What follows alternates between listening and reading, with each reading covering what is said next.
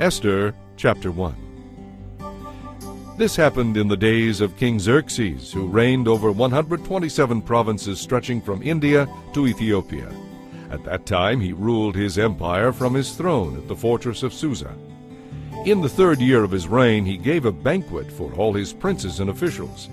He invited all the military officers of Media and Persia, as well as the noblemen and provincial officials. The celebration lasted 6 months, a tremendous display of the opulent wealth and glory of his empire.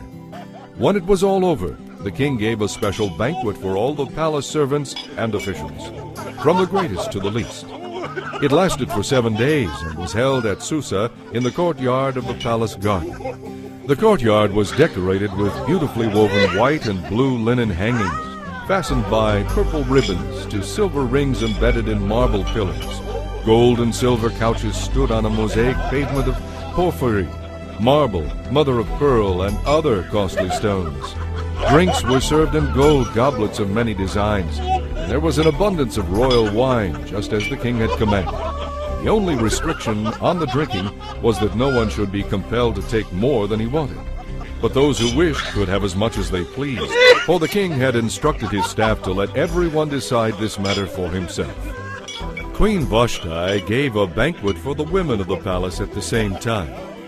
On the 7th day of the feast, when King Xerxes was half drunk with wine, he told Mehuman, Bishtha, Harbona, Bigtha, Abagtha, Zitha, and Carcas, the 7 eunuchs who attended him, to bring Queen Vashti to him with the royal crown on her head.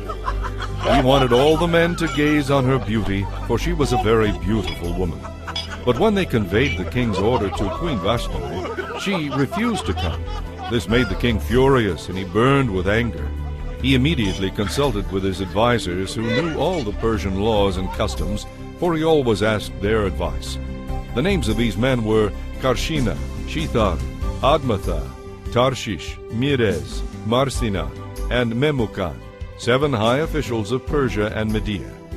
They were his closest associates and held the highest positions in the empire. "What must be done to Queen Vashti?" the king demanded. "What penalty does the law provide for a queen who refuses to obey the king's orders properly sent through his eunuchs?" Memucan answered the king and his princes. "Queen Vashti has wronged not only the king, but also every official and citizen throughout your empire. Women everywhere will begin to despise their husbands when they learn that Queen Vashti has refused to appear before the king. Before this day is out, the wife of every one of us, your officials throughout the empire, will hear what the queen did and will start talking to their husbands the same way. There will be no end to the contempt and anger throughout your realm. So if it please the king, we suggest that you issue a written decree, a law of the Persians and Medes that cannot be revoked. It should order that Queen Vashti be forever banished from your presence, and that you choose another queen more worthy than she. When this decree is published throughout your vast empire, husbands everywhere, whatever their rank, will receive proper respect from their wives." The king and his princes thought this made good sense, so he followed Memucan's counsel. He sent letters to all parts of the empire, to each province in its own script and language, proclaiming that every man should be the ruler of his home. Chapter 2. But after Xerxes' anger had cooled, he began thinking about Vashti, and what she had done, and the decree he had made. So his attendants suggested, "Let us search the empire to find beautiful young virgins for the king. Let the king appoint agents in each province to bring these beautiful young women into the royal harem at Susa. Hegai, the eunuch in charge, will see that they are all given beauty treatments. After that, the young woman who pleases you most will be made queen instead of Vashti." This advice was very appealing to the king, so he put the plan into effect immediately. Now at the fortress of Susa there was a certain Jew named Mordecai, son of Jair. He was from the tribe of Benjamin, and was a descendant of Kish and Shimei. His family had been exiled from Jerusalem to Babylon by King Nebuchadnezzar, along with King Jehoiachin of Judah and many others. This man had a beautiful and lovely young cousin, Hadassah, who was also called Esther. When her father and mother had died, Mordecai adopted her into his family and raised her as his own daughter. As a result of the king's decree, Esther, along with many other young women, was brought to the king's harem at the fortress of Susa and placed in Heggai's care. Heggai was very impressed with Esther and treated her kindly. He quickly ordered a special menu for her and provided her with beauty treatments. He also assigned her 7 maids, specially chosen from the king's palace, and he moved her and her maids into the best place in the harem. Esther had not told anyone of her nationality and family background, for Mordecai had told her not to. Every day Mordecai would take a walk near the courtyard of the harem to ask about Esther and to find out what was happening to her. Before each young woman was taken to the king's bed, she was given the prescribed 12 months of beauty treatments, 6 months with oil of myrrh, followed by 6 months with special perfumes and ointments. When the time came for her to go in to the king, she was given her choice of whatever clothing or jewelry she wanted to enhance her beauty. That evening she was taken to the king's private rooms, and the next morning she was brought to the second harem, where the king's wives lived. There she would be under the care of Sheashgaz, another of the king's eunuchs. She would live there for the rest of her life, never going to the king again unless he had especially enjoyed her and requested her by name.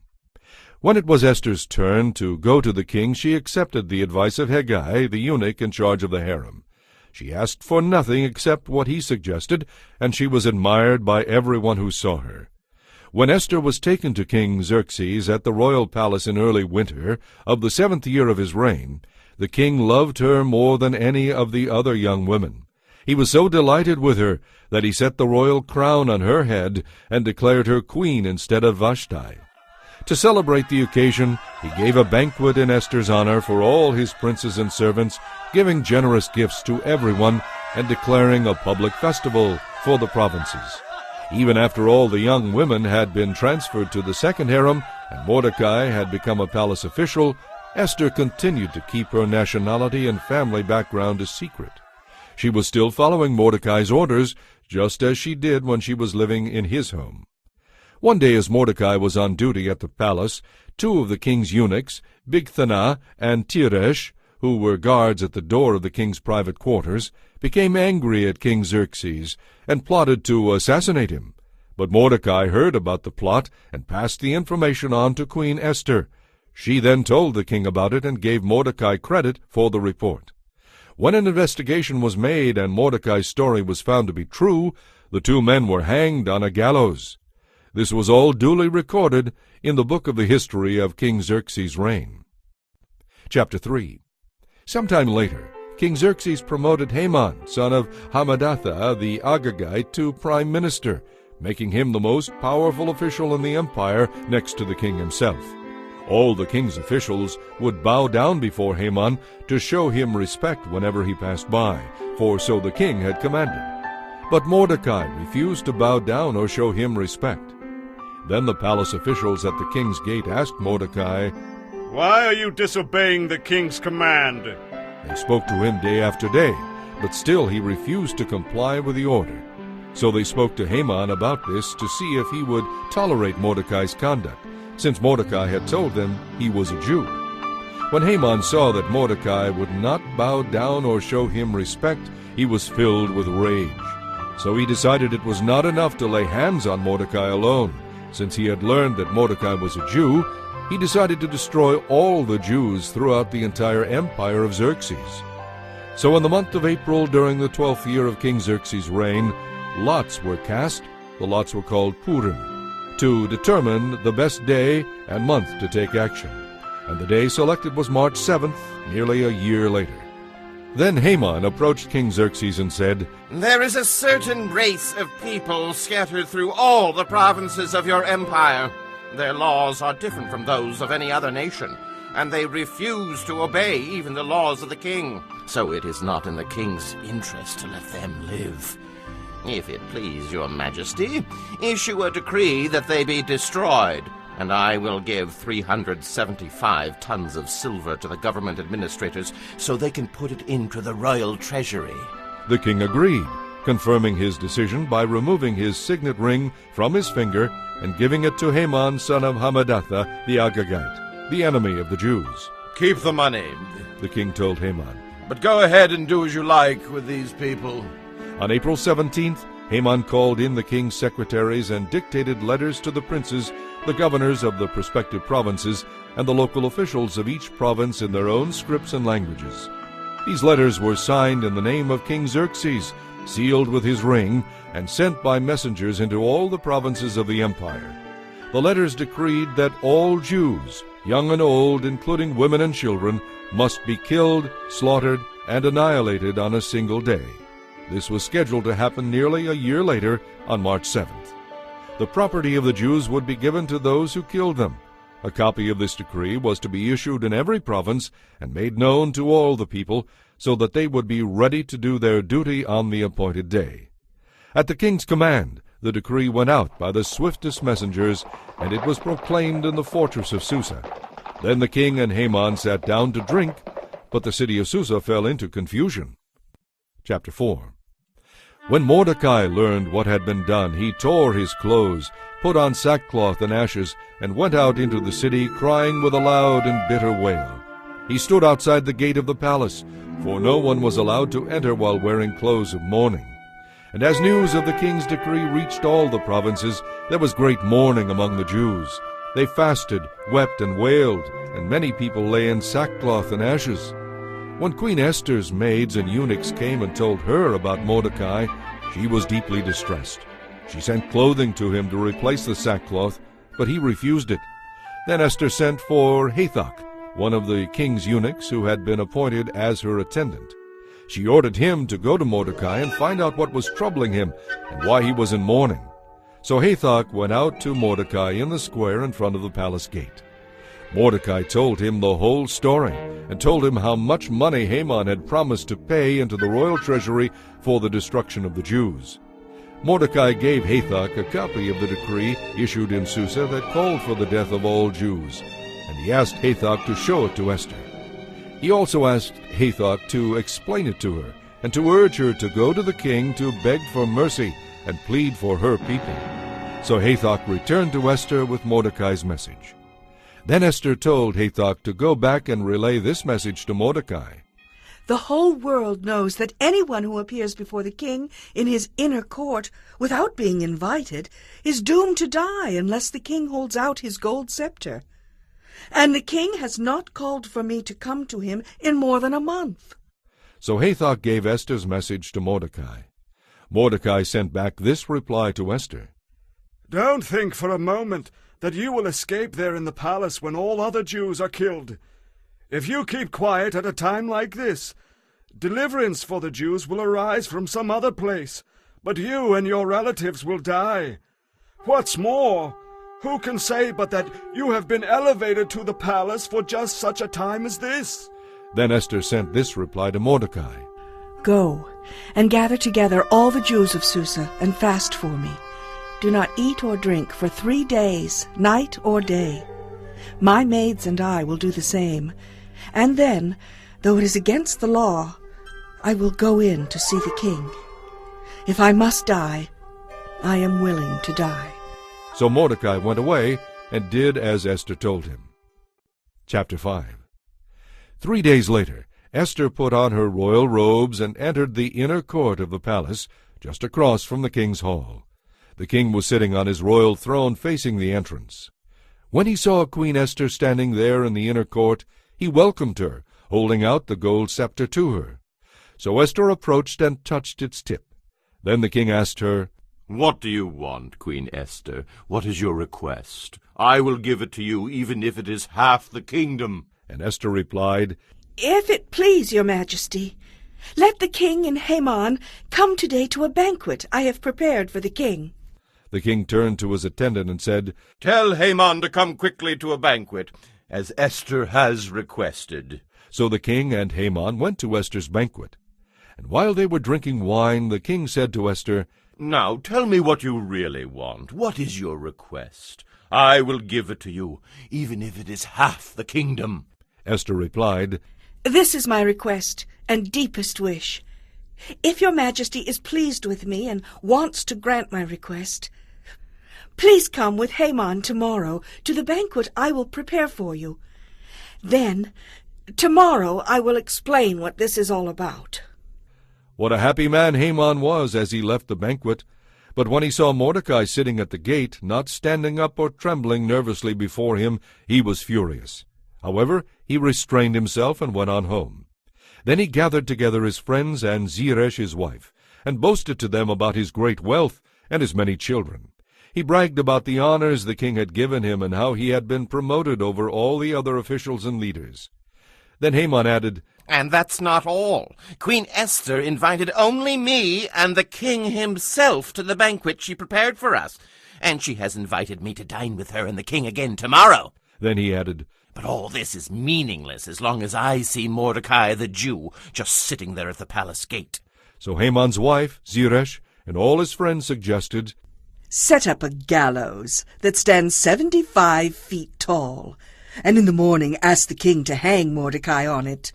When this is done, you can go on your merry way to the banquet with the king. This pleased Haman immensely, and he ordered the gallows set up. Chapter 6. That night the king had trouble sleeping, so he ordered an attendant to bring the historical records of his kingdom so they could be read to him. In those records he discovered an account of how Mordecai had exposed the plot of Bigthana and Teresh, two of the eunuchs who guarded the door to the king's private quarters. They had plotted to assassinate the king. What reward or recognition did we ever give Mordecai for this? The king asked. His attendants replied, Nothing has been done. Who is that in the outer court? The king inquired. Now as it happened, Haman had just arrived in the outer court of the palace to ask the king to hang Mordecai from the gallows he had prepared. So the attendants replied to the king, Haman is out there. Bring him in. The king ordered. So Haman came in, and the king said, What should I do to honor a man who truly pleases me? Haman thought to himself, Whom would the king wish to honor more than me? So he replied, If the king wishes to honor someone, he should bring out one of the king's own royal robes, as well as the king's own horse with a royal emblem on its head. Instruct one of the king's most noble princes to dress the man in the king's robe, and to lead him through the city square on the king's own horse. Have the prince shout as they go, This is what happens to those the king wishes to honor. Excellent, the king said to Haman. Hurry and get the robe and my horse, and do just as you have said for Mordecai the Jew, who sits at the gate of the palace. Do not fail to carry out everything you have suggested. So Haman took the robe and put it on Mordecai, placed him on the king's own horse, and led him through the city square, shouting, This is what happens to those the king wishes to honor. Afterward Mordecai returned to the palace gate, but Haman hurried home, dejected, and completely humiliated. When Haman told his wife Zeresh and all his friends what had happened, they said, Since Mordecai, this man who has humiliated you, is a Jew, you will never succeed in your plans against him. It will be fatal to continue to oppose him. While they were still talking, the king's eunuchs arrived to take Haman to the banquet Esther had prepared. Chapter 7. So the king and Haman went to Queen Esther's banquet. And while they were drinking wine that day, the king again asked her, Tell me what you want, Queen Esther. What is your request? I will give it to you, even if it is half the kingdom. And so Queen Esther replied, If your majesty is pleased with me and wants to grant my request, my petition is that my life and the lives of my people will be spared. For my people and I have been sold to those who would kill, slaughter, and annihilate us. If we had only been sold as slaves, I could remain quiet, for that would have been a matter too trivial to warrant disturbing the king. Who would do such a thing? King Xerxes demanded. Who would dare touch you? Esther replied. This wicked Haman is our enemy. Haman grew pale with fright before the king and queen. Then the king jumped to his feet in a rage and went out into the palace garden. But Haman stayed behind to plead for his life with Queen Esther, for he knew that he was doomed. In despair he fell on the couch where Queen Esther was reclining, just as the king returned from the palace garden. Will he even assault the queen right here in the palace before my very eyes? The king roared. And as soon as the king spoke, his attendants covered Haman's face, signaling his doom. Then Harbona, one of the king's eunuchs, said, Haman has set up a gallows that stands 75 feet tall in his own courtyard. He intended to use it to hang Mordecai, the man who saved the king from assassination. Then hang Haman on it! the king ordered. So they hanged Haman on the gallows he had set up for Mordecai, and the king's anger was pacified. Chapter 8. On that same day King Xerxes gave the estate of Haman, the enemy of the Jews, to Queen Esther. Then Mordecai was brought before the king, for Esther had told the king how they were related. The king took off his signet ring, which he had taken back from Haman, and gave it to Mordecai. And Esther appointed Mordecai to be in charge of Haman's property. Now once more Esther came before the king, falling down at his feet and begging him with tears to stop Haman's evil plot against the Jews. Again the king held out the gold scepter to Esther.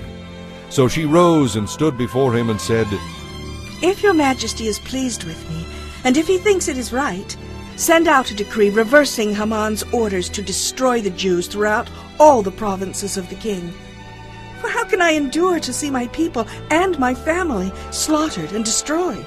Then King Xerxes said to Queen Esther and Mordecai the Jew, I have given Esther the estate of Haman, and he has been hanged on the gallows because he tried to destroy the Jews.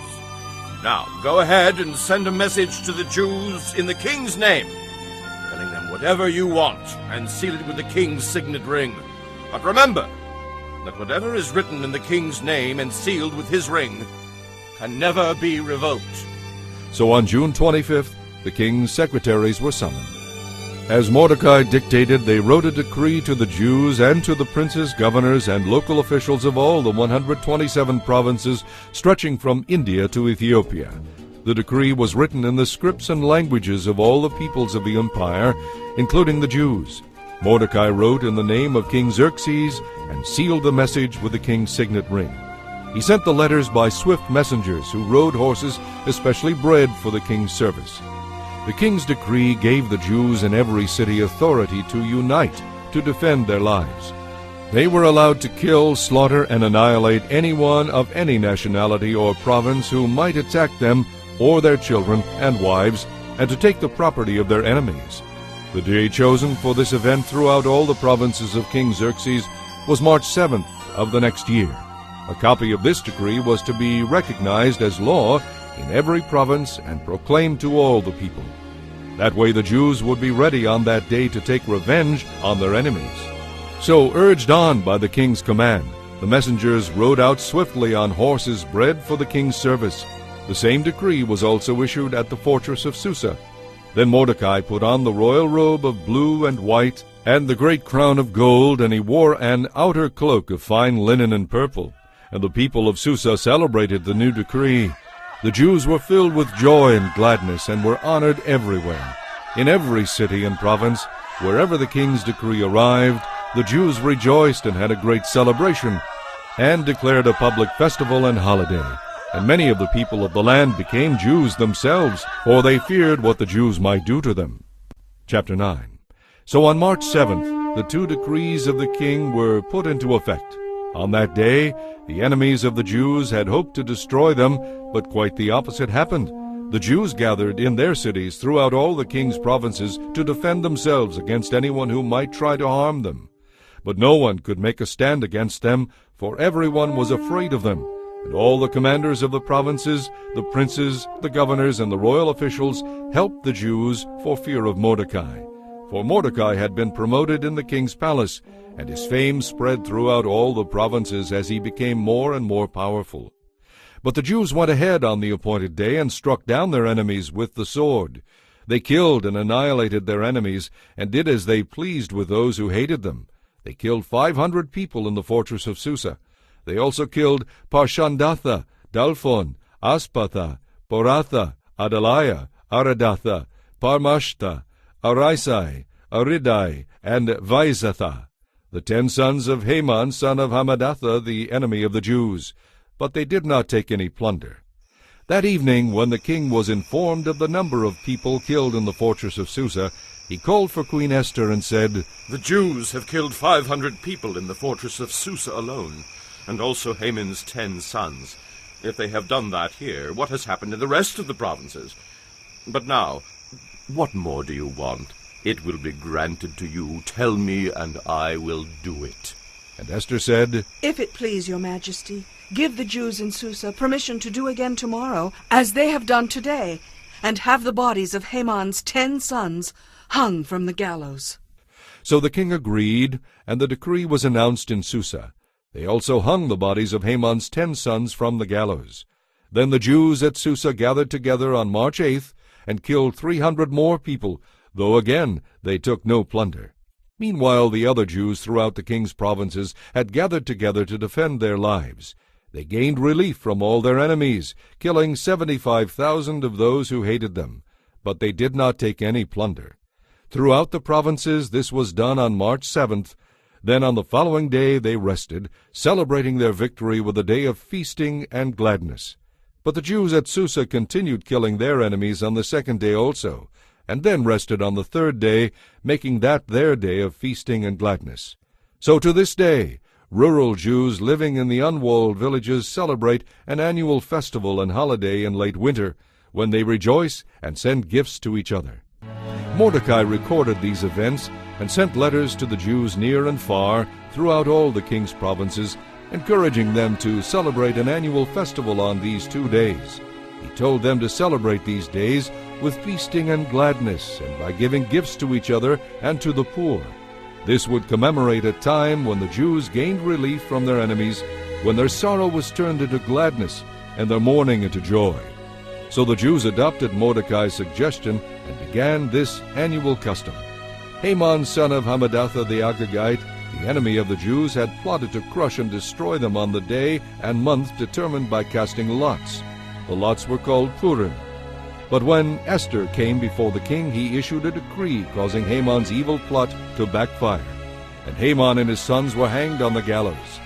That is why this celebration is called Purim, because it is the ancient word for casting lots. So because of Mordecai's letter, and because of what they had experienced, the Jews throughout the realm agreed to inaugurate this tradition, and to pass it on to their descendants and to all who became Jews. They declared they would never fail to celebrate these 2 prescribed days at the appointed time each year. These days would be remembered and kept from generation to generation, and celebrated by every family throughout the provinces and cities of the empire. These days would never cease to be celebrated among the Jews, nor would the memory of what happened ever die out among their descendants. Then Queen Esther, the daughter of Abihail, along with Mordecai the Jew, wrote another letter putting the queen's full authority behind Mordecai's letter to establish the festival of Purim. In addition, letters wishing peace and security were sent to the Jews throughout the 127 provinces of the empire of Xerxes.